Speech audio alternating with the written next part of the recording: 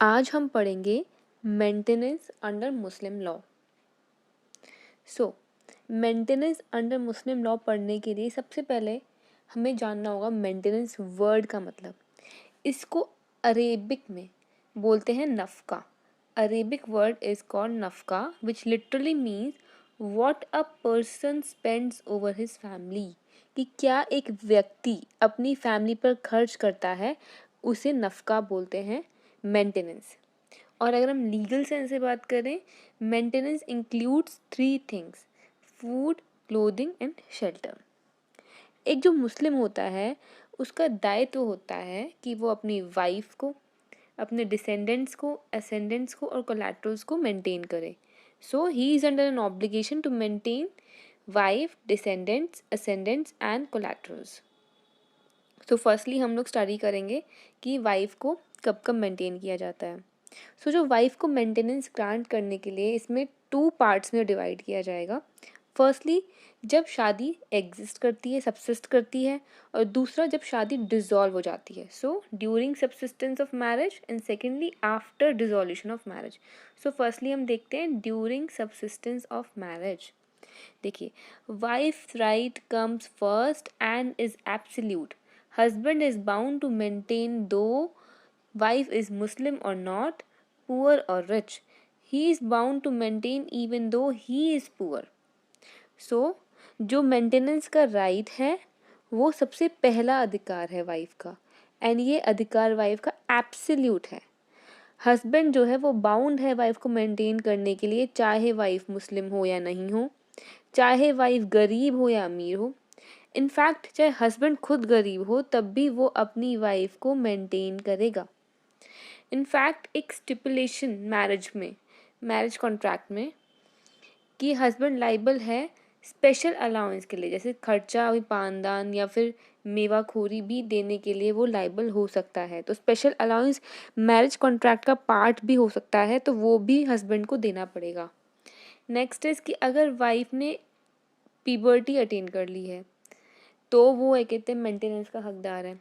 Second, अगर वो अपने हस्बैंड के लिए फेथफुल है, वो अपने हस्बैंड के रीजनेबल ऑर्डर्स को मान रही है, she is obeying the reasonable orders of husband and does not refuse cohabitation, और वो अपने हस्बैंड के साथ कोहैबिटेशन करती है, तो ये सारे पॉइंट्स अगर हैं तो during the subsistence of marriage wife entitled होगी मेंटेनेंस के लिए।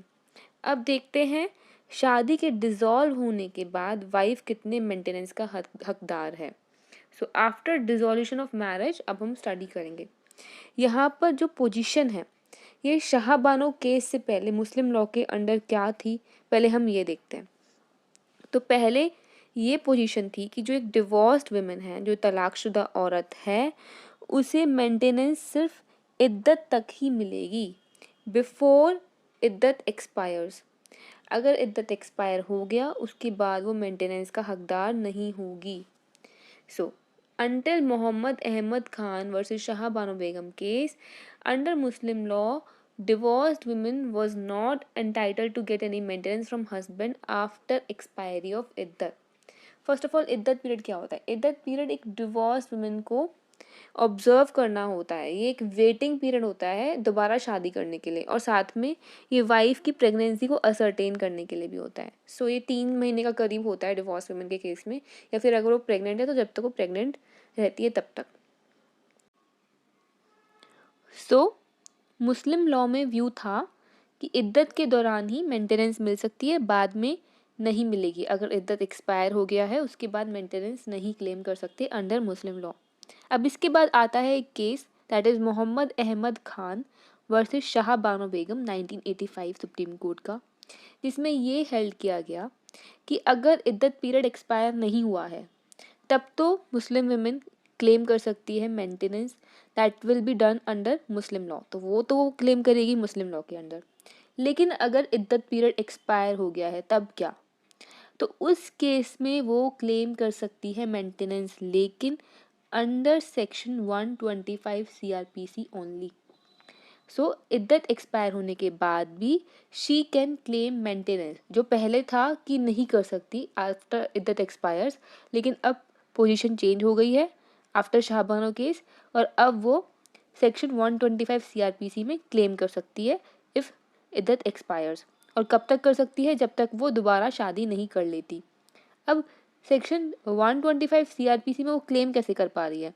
क्योंकि कोर्ट ने ये हेल्ड किया कि section 125 CrPC is secular in nature. It applies to all regardless of any caste, religion और एनी क्रीड। सो ये सब पे इक्वली अप्लाई करता है और मुस्लिम विमेन को एक्सक्लूड नहीं करता है, क्योंकि ये वॉयलेशन होगा आर्टिकल 14 का, that is right to equality, and article 21 का, that is right to life and personal liberty.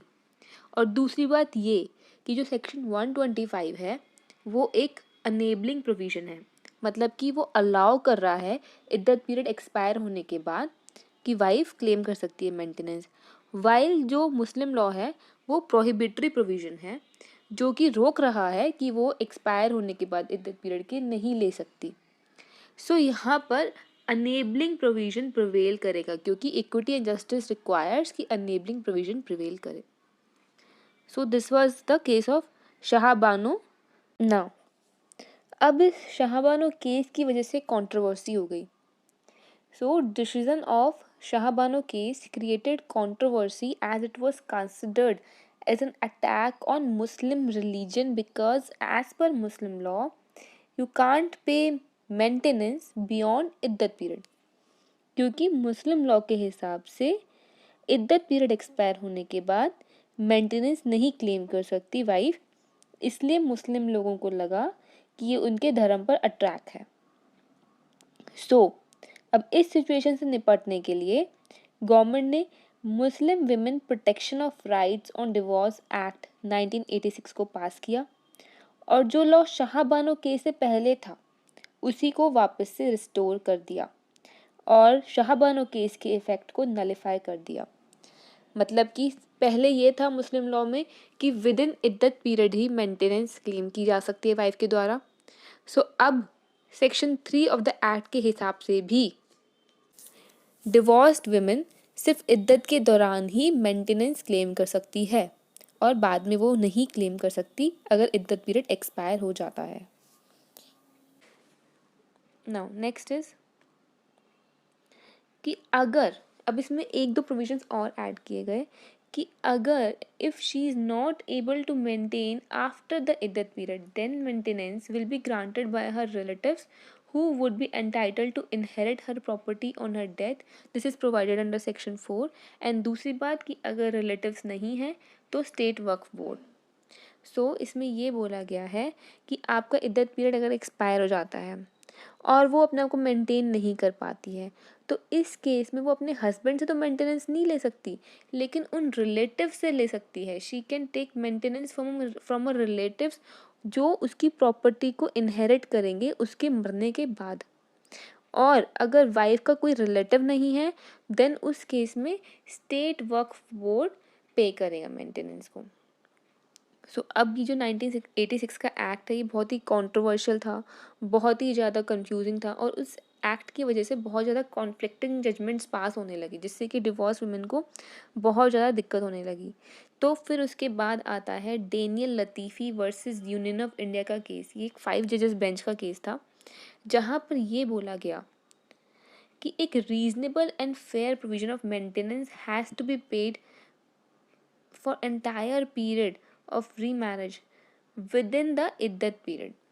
यहाँ पर ये बोला गया कि जो हस्बैंड है वो सारा का सारा मेंटेनेंस का अरेंजमेंट जब तक वाइफ की दोबारा शादी नहीं हो जाती उसका बंदोबस्त इद्दत पीरियड के दौरान ही कर देगा। मतलब जो अरेंजमेंट है वो इद्दत पीरियड के अंदर ही हो रहा है, लेकिन उस सारे पीरियड के लिए जब तक कि वाइफ दोबारा रीमैरिज नहीं कर लेती। इस तरीके से जो वर्ड विद इन इद्दत पीरियड है जो सेक्शन 3(1)(a) में दिया गया है उसे इस तरीके से इंटरप्रेट किया गया कि जो इस प्रोविज़न है उसकी कॉन्स्टिट्यूशनैलिटी को बरकरार रखा गया, अदरवाइज़ ये अनकॉन्स्टिट्यूशनल हो जाता। मतलब इसको लिबरल इंटरप्रिटेशन दी गई और इस प्रोविज़न को कॉन्स्टिट्यूशनल रखा गया। लेकिन अगर वाइफ को मेंटेनेंस चाहिए सेक्शन 125 सीआरपीसी में तो ये जो स्पाउस है वाइफ और हस्बैंड दोनों मिलकर एक एप्लीकेशन लगाएंगे under section 5 of the 1986 act.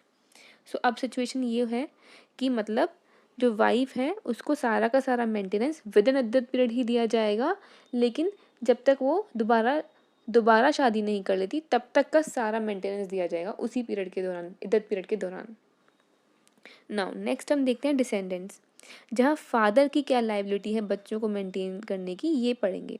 देखिए जो फादर की लाइबिलिटी है बच्चों को मेंटेन करने की, वो एब्सोल्यूट लाइबिलिटी है, it is an absolute liability, और वो उसके इंडिजेंस होने से कोई फ़र्क नहीं पड़ती अगर वो अर्न कर सकता है। सो अगर जो पेरेंट्स हैं, जो फादर हैं, वो गरीब हैं लेकिन वो अर्न कर सकते हैं, तब भी वो एंटाइटल्ड हैं कि वो अपने बच्चे को मेंटेन करें। और दूसरी बात ये कि चाहे बच्चा मदर की कस्टडी में रहता हो, इवन देन फादर की लाइबिलिटी है कि वो अपने माइनर चाइल्ड को मेंटेन करे।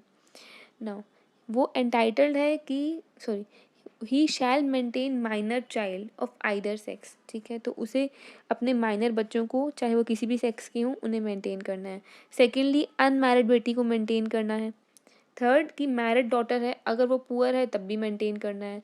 और चौथा कि आपका जो अडल्ट सन है उसको भी आपको मेंटेन करना पड़ेगा।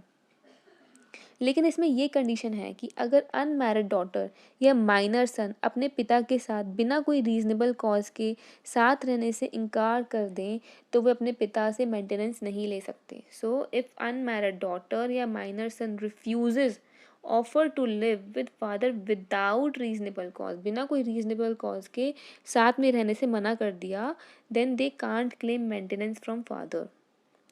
नो नेक्स्ट इज कि अगर फादर पुअर है या इन्फर्म है तो उसकी माँ, बच्चे की माँ लाइबल होगी मेंटेन करने के लिए, एंड बाद में वो अपने हस्बैंड से एक्सपेंसेस को रिकवर कर सकती है अगर सर्कमस्टांसेस परमिट करते हैं। और नेक्स्ट पॉइंट ये है कि अगर फादर या मदर दोनों फेल हो जाते हैं बच्चे को मेंटेन करने के लिए, तो किसकी ड्यूटी है मेंटेन करने की? तो ग्रैंड पेरेंट्स की ड्यूटी हो जाती है कि वो अपने पोता पोती को मेंटेन करें। नाउ नेक्स्ट इज़ कि अब एक सिचुएशन है कि अगर हस्बैंड एंड वाइफ के बीच डिवोर्स हो जाए तो बच्चों को मेंटेनेंस क्या मिलेगा? इसकी सिचुएशन को कवर करता है सेक्शन 3(1)(b) ऑफ 1986 एक्ट, जहाँ पर ये बोला है कि अगर तलाकशुदा औरत है और वो खुद अपने बच्चों को मेंटेन कर रही है, चाहे वो बच्चे तलाक से पहले या बाद में कभी भी पैदा हुए हों, देन वो बच्चे के जन्म से 2 साल के पीरियड तक अपने फॉर्मर हस्बैंड से मेंटेनेंस ले सकती है। So section 3(1)(b) of the 1986 Act says that कि if divorced women herself maintains children, ठीक है, वो खुद मेंटेन कर रही है divorce women, born to her before और आफ्टर डिवोर्स, वो डिवोर्स से पहले भी पैदा हो सकते हैं और डिवोर्स के बाद में भी देन मेंटेनेंस दी जाएगी हस्बैंड के द्वारा। जो हस्बैंड से आप तलाक ले रहे हो वो देगा 2 साल के पीरियड के लिए, जब से बच्चा पैदा हुआ उस टाइम से। एंड नेक्स्ट पॉइंट ये कि section 3(1)(b) does not in any way affect child's right of maintenance from father under section 125 CRPC till child attains majority. मतलब कि जो चाइल्ड है जब तक मेजर नहीं हो जाता वो तब तक अपने फादर से क्लेम कर सकता है सेक्शन 125 CRPC में, और 2 साल के पीरियड तक के लिए वो 1986 एक्ट में वो क्लेम कर सकता है, और उसके बाद के पीरियड के लिए जब तक वो मेजर नहीं हो जाता 125 में। नाउ नेक्स्ट हम पढ़ेंगे असेंडेंट्स के बारे में, जहाँ बच्चों की लाइबिलिटी है कि वो अपने पेरेंट्स को कैसे मेंटेन करेंगे। अब यहाँ पे जो बच्चे हैं, चाहे वो मेल हों या फीमेल हों, अडल्ट हों या माइनर हों, अगर उनके पास सफिशिएंट प्रॉपर्टी है then they must maintain their parents. So इसमें यहाँ पे हम 2 केसेस देखते हैं कि सुन्नीस का केस और एक शियास का केस।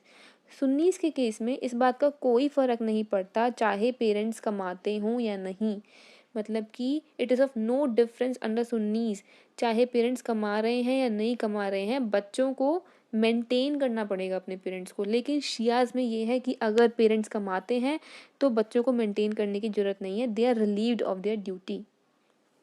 एंड नेक्स्ट पॉइंट ये है कि अगर बच्चे ही नहीं है पेरेंट्स के, और या फिर बच्चे गरीब हैं, तो कौन मेंटेन करेगा पेरेंट्स को?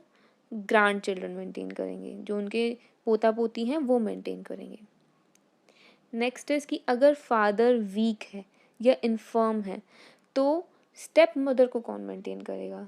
तो जो स्टेप मदर को मेंटेन करेगा वो फादर के बच्चे मेंटेन करेंगे स्टेप मदर को। एंड लास्ट कैटेगरी है कोलैटरल्स। यहाँ पर दो हैं केसेस, एक हनाफीज एंड शियाज। जो हनाफीज हैं वो सुन्नीस का पार्ट होते हैं, मेजॉरिटी सुन्नीस का ही पार्ट कहे जाते हैं हनाफीज।